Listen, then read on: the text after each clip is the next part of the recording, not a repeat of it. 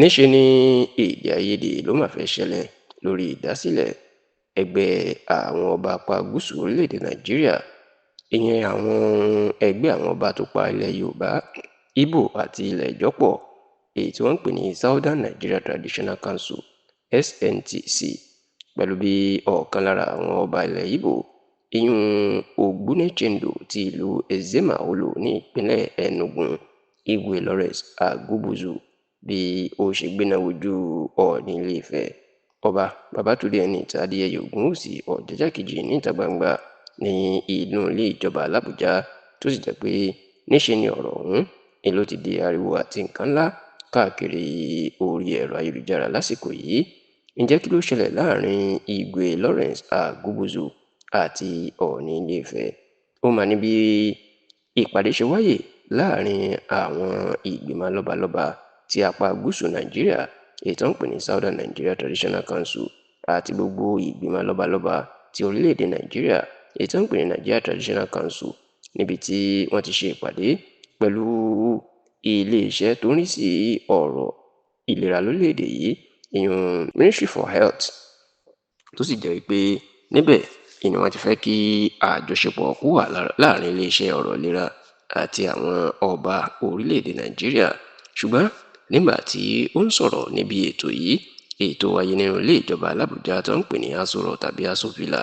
ìní Ogbunechendo ti ìlú Ezema ní ìpínlẹ̀ Enugu, ìyún Igwe Lawrence Agubuzu, ló máa sọ fún mínísítà ọ̀rọ̀ ìlera lórílẹ̀-èdè yìí, ìyún ọ̀gbẹ́ni Pate, wípé òun gbọ́ tí wọ́n ń sọ pé ẹgbẹ́ kan wà tó ń jẹ́ ẹgbẹ́ àwọn ọba ní apá gúúsù nàìjíríà, ìyún Southern Nigeria Traditional Council. Ọba Lawrence Agubuzu ní kí mínísítà kó má ṣe dá ẹnikẹ́ni lóhùn tí ó bá sọ pé ẹgbẹ́ kan wà tó ń jẹ́ bẹ́ẹ̀ o. Ó ní òṣègbè tó ń jẹ́ bẹ́ẹ̀, ó ní ẹgbẹ́ ọ̀hún tó jẹ́ pé Ọọ̀ni náà ló jẹ́ alága. Ó ní ẹgbẹ́ àwọn ọba yorùbá lásán ni o, kò kan àwọn ní ilẹ̀ Ìgbò, àti wípé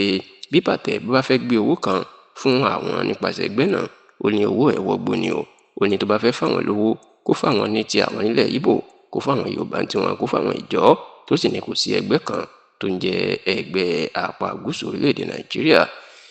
Lẹ́yìn ọ̀rọ̀ tí Igwe Lawrence Agubuzu sọ yìí, ẹni Ọọ̀ni ló ṣe ìfọ̀rọ̀wérọ̀ pẹ̀lú àwọn oníròyìn, tó sì jẹ́ kó di mọ̀ pé ẹgbẹ́ wà tó ń jẹ́ Southern Nigeria Traditional Council, tó sì fún Agubuzu Lawrence lésì pé